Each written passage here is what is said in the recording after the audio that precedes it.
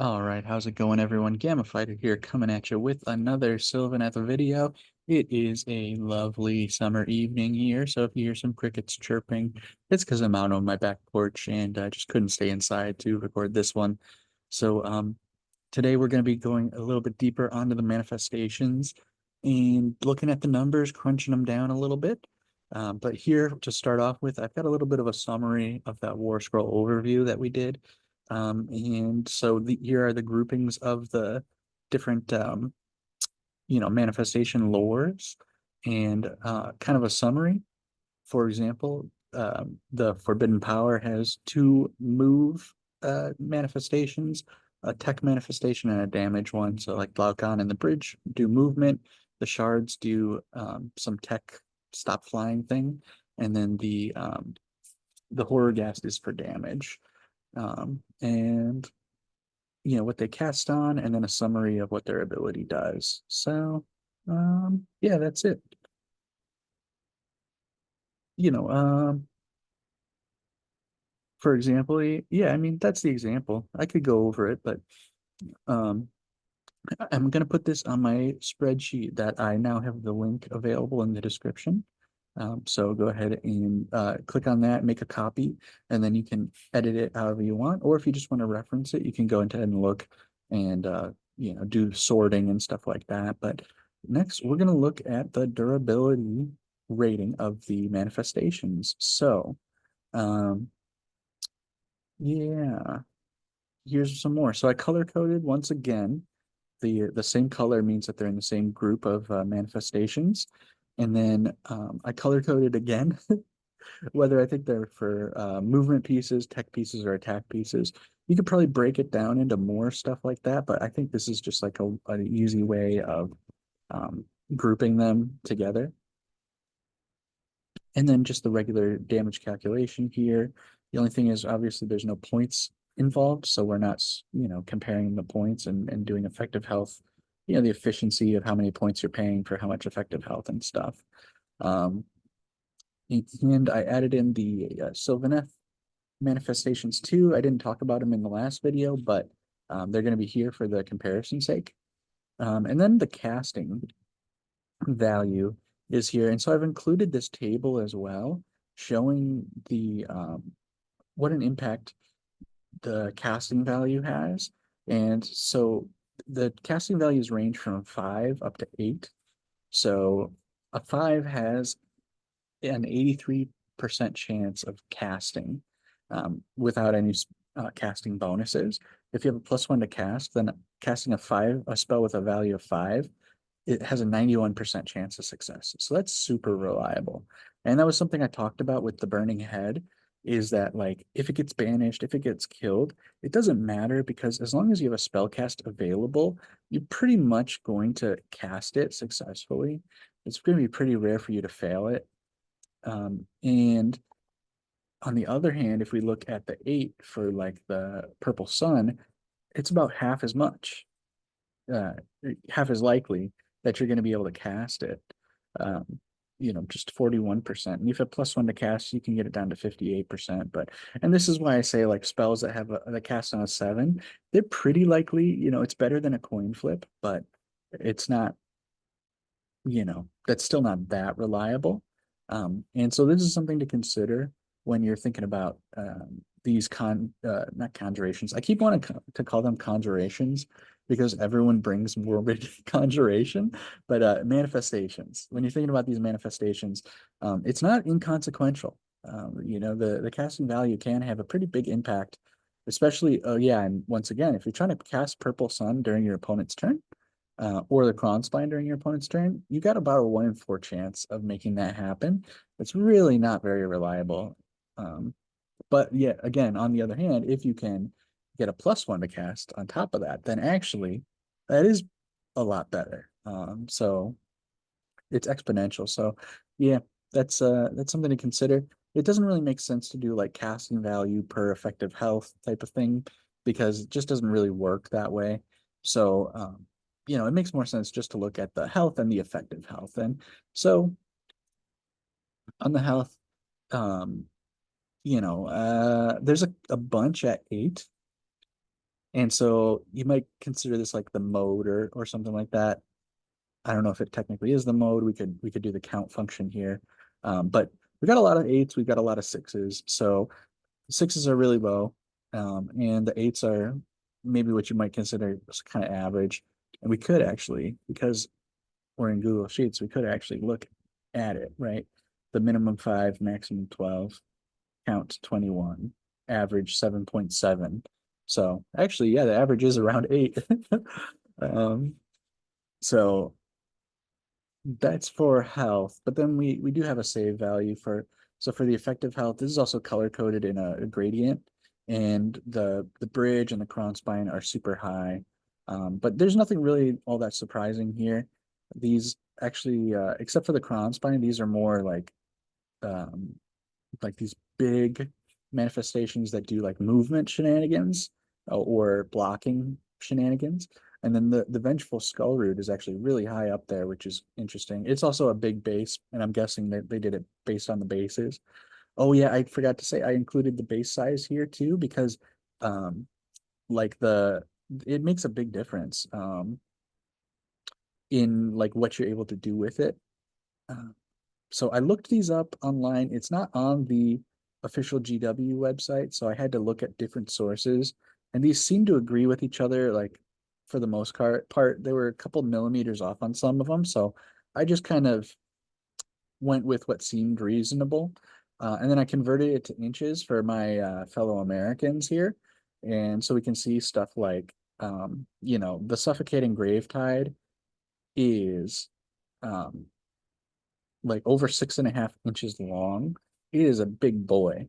Um, no comment beyond that. And then it's just over 3.25 inches. So like it takes up a lot of space on the battlefield. So it's one of the values of it is it can be a screen. I said that a lot with these tech pieces that like the prismatic palisade, it just blocks shooting, but it's really big, so it does work as a screen as well. And then the shards of Valagar too, like it stops flying, so it's like a screen that also your opponent can't fly over, which is interesting. It's not super good, but it is kind of interesting to think about. So yeah, they grouped them. The sort of the effective health is grouped by the base size. Um, as we see, like, they're kind of grouped together like that, which kind of fits the design philosophy they talked about of making bigger stuff have more health, basically. But yeah, nothing crazy surprising here. Although I was a little surprised that the Vengeful Skull Root was actually pretty high up there. It's the fifth most healthful, the fifth highest effective health of manifestations that we have access to, which is interesting. And the Glade Worm is pretty high up there too, still in the top 10. Spite Swarm Hive, of course, it's a support piece. It's meant to stay back and hide. So of course it's got a low health value. So yeah, let me see. I'm just taking a quick look to see if there's anything else that's really surprising. I'm gonna say no. Oh, there's some patterns we can see. The um the oh man, I'm gonna have to remember the names, aren't I? The Forbidden Power. They're kind of these big pieces that take up a lot of space, and they have like quite a lot of health, except the one shooty piece. The Aether Rot Machineries. I still didn't look up what it's called. Aether Rot something. Um, the wait, this isn't even Aether Rot. This is Twilight Sorceries. Yes. Um, they're the Palisade's pretty high, and then the other two are kind of in the middle. The Crown Spine, of course, is really big on its own. Um, the Primal Energy, just the Jaws is really high, and the other two are super low. And then um, the Purple Sun one, the Morbid Conjuration, it's pretty much what you expect. The Purple Sun's high, Gravetide's a little bit lower, Shackles are a little bit lower, and the Maelstrom is meant to blow up, so it's way there at the bottom. So here's the Aether Rot guys. They're all clustered together towards the bottom, but not. And then in the third quartile, there, looking pretty good there, pretty consistent. All right, but that's it for that. We can look at the damage now. This is the fun stuff, right? So um, let's see if I have notes. I do have some notes here. Yeah, the Geminids come in two parts, so they get two attacks. Um, oh, I used averages, so stuff has like 2d6 or d6 attacks, or d6 or d3 damage. I use the averages here. For the Gnashing Jaws, I use the charge. It gets +1 damage on the charge, so I assume that it's charging. Laucan, yeah. Let's see, Rend. I gave the Purple Sun 1 extra Rend because it lowers the enemy save by 1. So effectively it has 2 Rend. Um, the Aether Void Pendulum doesn't have an attack profile, so I just used, like, if it moved over um, 1 enemy unit, then now what is, oh, I did the average. That's a weird way to do that, but I didn't do this whole thing today. I worked on it a little bit today, but yeah. So I use the mortal damage if it hits 1 um, enemy unit. So let me do this. I'll do 1 times, and that way, if I want to see like if it hits multiple units, obviously you can do the math in your head, but you can also update it there. The Purple Sun also has a thing where it moves over the enemy unit. I wonder if I missed any of these. Did I do the Gnashing Jaw? I did the Gnashing Jaws impact hits. I added the Gravetide one. I just have to change the multiplier here. Um, but I don't think there's other ones. Is there really only the 2 where they move over the enemy unit? I guess that's it. So yeah, I do all the math in here. I've got the shooting attacks down here. So we've got their attacks characteristic, their to hit roll, their wound roll. I hid the calculation column, their damage characteristic that figures out their base damage on average, and then their rend, and then the rend compared to the saves that they're going up against. And so we can take a look at this. And again, there's no efficiency here because these don't cost points. So if we sort by hitting, if we're going after 6-ups, an enemy that has a 6-up save, then the jaws actually come out on top, which is kind of interesting. And then the Cron Spines after that, and the Geminids, which is pretty interesting as well. I wasn't really expecting that.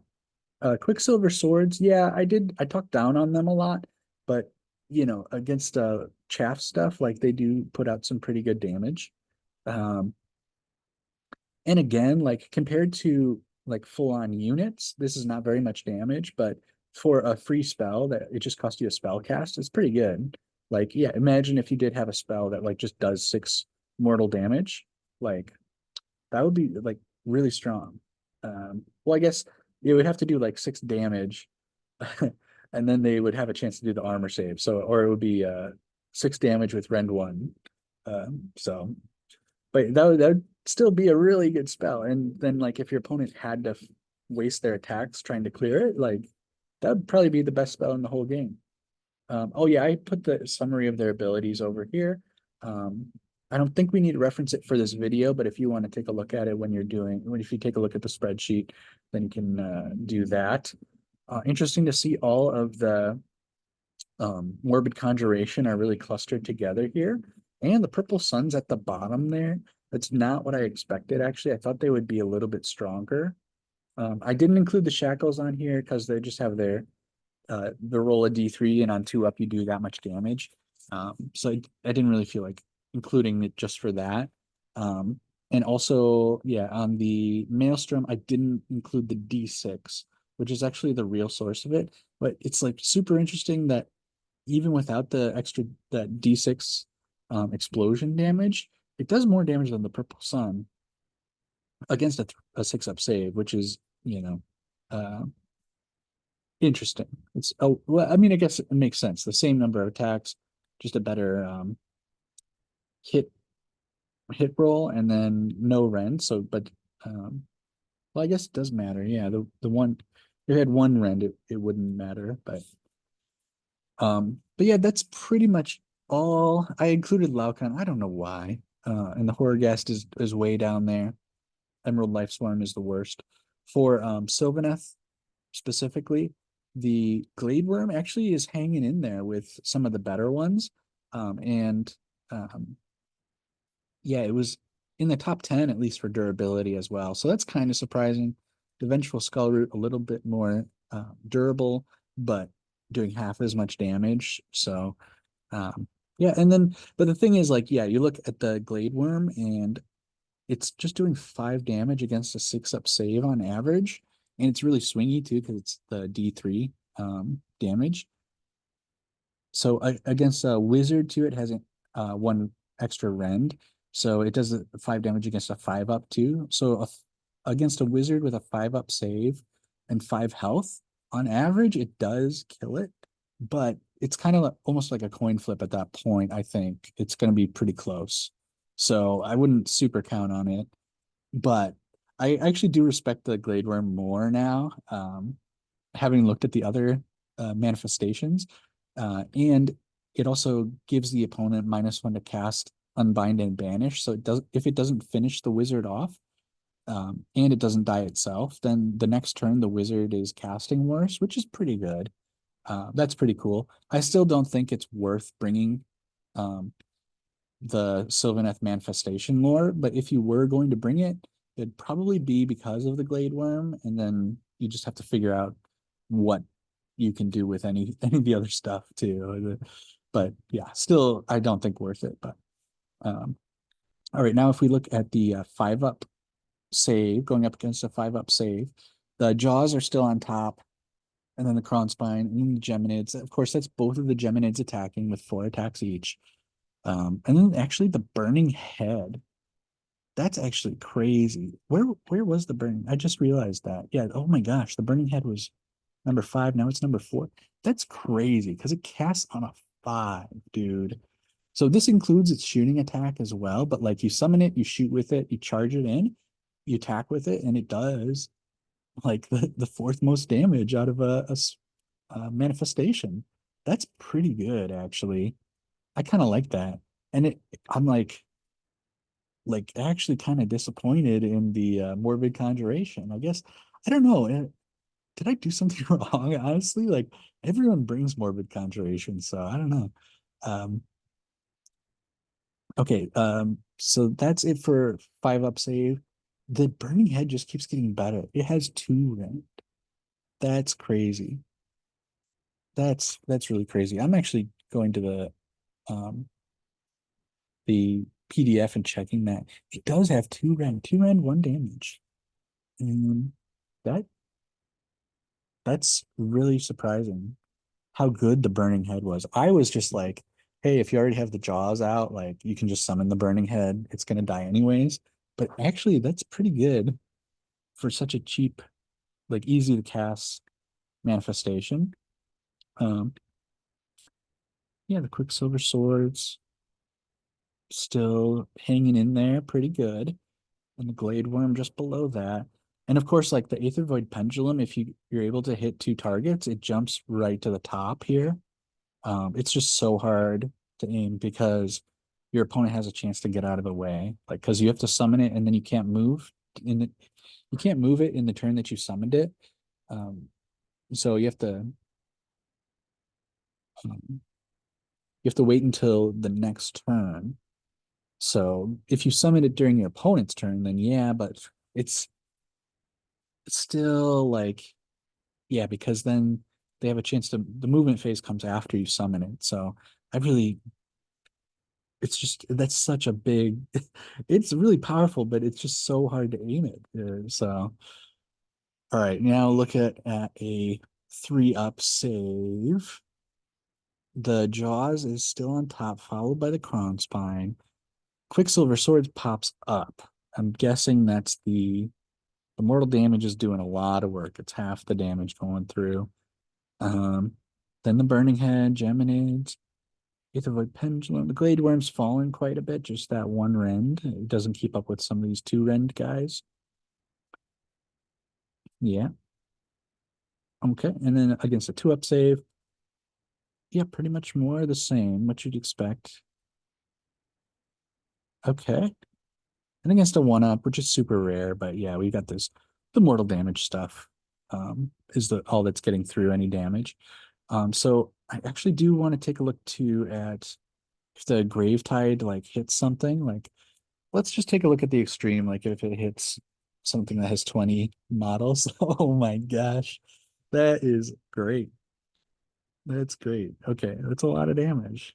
That's a lot of damage. Just looking at the Gravetide now, really seeing, yeah, it just jumps to the top. If you're hitting a uh unit, if you're hitting a unit that has a 3-up save and 20 units in it, or 20 models, that's doing a lot of damage. Yeah. Okay. But maybe, something a little more moderate, um like 10. Now, obviously, you're using it to target stuff that has a lot of models, but you don't always have that option. Um, yeah, when you're able to use the movement ability, that makes the Gravetide really good. So this is like against a unit that has 10 models in it. It's still right at the top there. That's really good. Yeah, I really like that. That's true about the Gravetide. Now, we can do the same thing for the Purple Sun, except it's by each unit that it hits. So let's see if it's able to hit, fly over one unit. Yeah, it doesn't do that much for it, but it is going to be mortal damage. So I imagine as we go to better saves, it's uh it's going to help it more. Yeah. So against the really good armor saves, it's in the top five because of that. Um, yeah, even a 4-up armor save.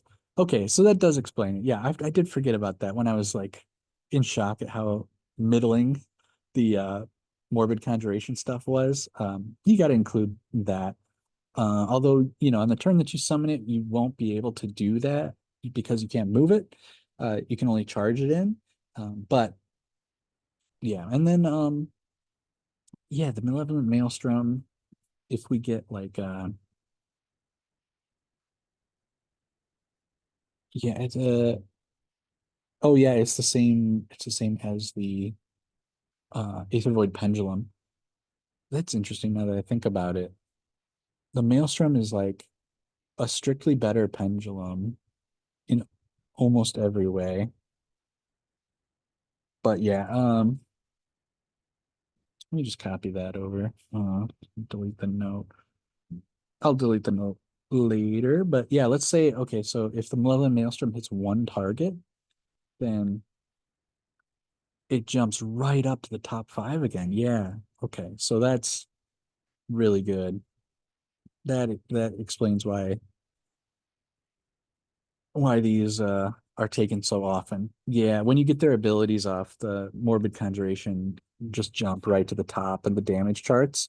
And this is like we're hitting an average size unit, like 10 models with this Gravetide, and the Maelstrom hitting just one unit. It's doing pretty good work with its explosion damage.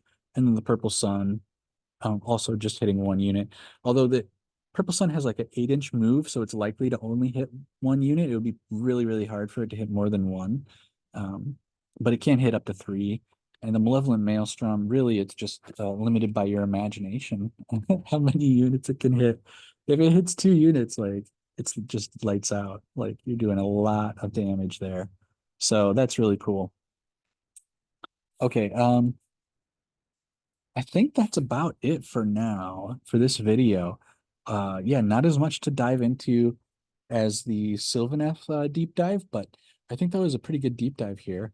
Uh, and to kind of summarize it up, I thought about doing like a tier list of each of the different manifestations and then each of the lores like combined. But um, I think we can just kind of do a summary of my thoughts here. I did it at the end of the last video too, and then now that we've looked at the damage numbers, we can get a little bit better of an idea. The Cron Spine's still really good, but it's it's not the most damage, but it's like the second most if you don't count the other like the abilities on the Morbid Conjuration stuff.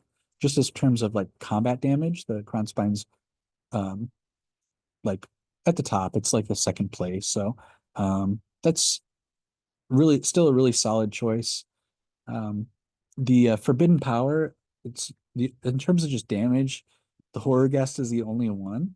But in terms of durability, the other three have a lot of durability. It's just that's in our army, that's pretty much all they do because we don't want to be transporting a wizard, infantry wizard, And then we don't want to be like teleporting with the bridge because we already have stuff that can teleport us. And then we can't, yeah, we can't put down the, like, do the, I was going to say we can't put down the awakened wildwoods within 3 inches, but I guess we could within the manifestations. Just if the manifestations are already down, then it makes it harder to place the trees because we can't obviously overlap them. So yeah, probably not good for us, the forbidden power. I, it'd be pretty crazy situation where that's the best choice for your army. Morbid Conjuration, just the king of damage, and a little bit of this utility, hurting the enemy movement. Um, Really good choice, especially the more casts that you have available, then they're going to be good for summoning these manifestations. The Aether Rot machineries, the swords are better than I was giving them credit for. My big thing was that they're very weak in defensively. And so if they don't go first, they're probably going to die. But you don't want to be wasting your activation having your swords go first. So that was the big thing with them. And then as far as like damage goes, they're trying to carry the whole manifestation lore. So that's why I was being so hard on them. They are better than I was giving them credit for, though. So I will give that to them. I still do think if you're bringing Aether Rot um, manifestations in a Sylvaneth list, it's probably actually mostly for the tech from the cogs, letting you re-roll your charges or giving like a Lariel or Lady of Vines -1 to be hit. Um, or the Warsong Revenant, of course, but and then the swords being a pretty okay damage piece is like just kind of a bonus. And then like you can control the enemy movement with the pendulum of like setting up these zones where they can't really go there, or else they're going to take like D6 mortal damage and just like really you'll just ruin their day. Um, Again, it's still super hard to aim that, but there is use for like zoning out the enemy. But yeah, once again, Aether Rot, I mean, um, there it's still pretty low on the priority list. You'd really, really, really want to be using cogs for the shenanigans it can do, um, if you're going to bring it. And yeah, I think I've said my piece on that. For primal energy, I still do think this is second or third with the Kronspine and the morbid conjuration. Uh, the Jaws was actually quite a bit stronger than I was giving it credit for. Now, I am assuming that it's hitting the charges every time. And when you summon it, if you summon it 9 inches away from the enemy, then it's not a great chance that it's going to nail that charge. Because if we look at, the 9 inch charge, and you can't re-roll it because the manifestations can't accept commands.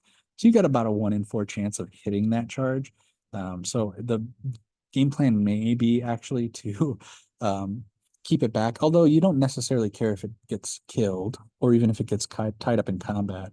But if you really care about hitting the charge, you may summon it in a place where it is going to be safe for a turn, and then hit a big 3d6 move, and then charge in, and it can do pretty significant damage. So it's very good on the damage chart, and also quite good on the durability. If I can just double check that.